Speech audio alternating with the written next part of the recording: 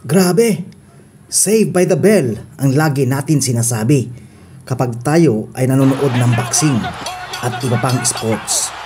Ngunit, alam ba natin kung saan nagsimula ang salitang ito? At iyan po ang pag-uusapan natin ngayon. Pero bago natin ipagpatuloy ang ating topic, at kung bago pa lang kayo sa aking YouTube channel, ay huwag po sanang kalimutan mag-subscribe, mag-like, at i-click na rin ang notification bell upang lagi kayong updated sa mga dumating pang bagong videos ko. At pakishare na rin ang ating video upang mapanood din ng iba nating kababayan. Noong 18th century o kung sa tawagin ay Middle Ages, ang buhay noon sa Europe ay sobrang hirap dahil sa kakulangan ng malinis na tubig at dahil na rin sa kakulangan ng tubig, ang kapaligiran ay sadyang marumi at mabaho. Kadalasan sa mga mahihirap na pamilya ay isang beses sa isang taon lang maligo. And take note, iisang tubig lamang ang paligo ng isang pamilya. Sa isang malaking wooden bathtub ay ito nilang pinupuno ng maligamgam na tubig at nauuna ang tatay sa pagligo, susunod ang nanay, kuya, ate at panghuli ang pinakabata sa pamilya. Kung kaya't ang tubig ay napakarumi at dito na rin nila lalabhan ang kanilang mga damit.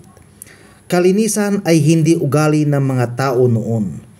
Kung kaya't magkakasama ang tao, hayop tulad ng aso, pusa, daga at ipis, kung kaya't maraming tao ang namamatay sa food poisoning.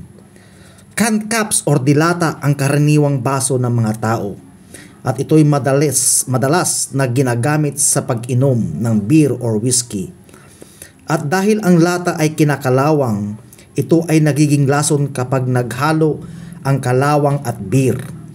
At dito na basta na lang natutumba ang mga tao na parang patay at ito yung tinatawag nila noon na narcolepsy. Minsan akala ng mga taong dumaraan ay patay na at ang kanyang funeral ay ihahanda na.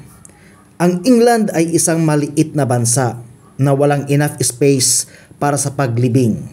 Kung kaya't kanilang hinuhukay ang mga lumang ataol at dito nila ilalagay ang bagong ililibing.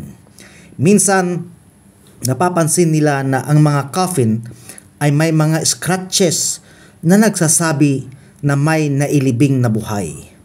At dito napag-isipan ng mga tao na kapag may ililibing ay magtatali sila ng maliit na bell sa kamay ng nailibing na tao.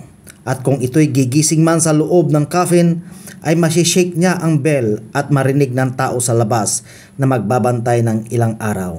At dito maliligtas ang tao sa tuluyang pagkamatay dahil sa bell. Ito ang origin ng salitang Save by the Bell. Salamat po.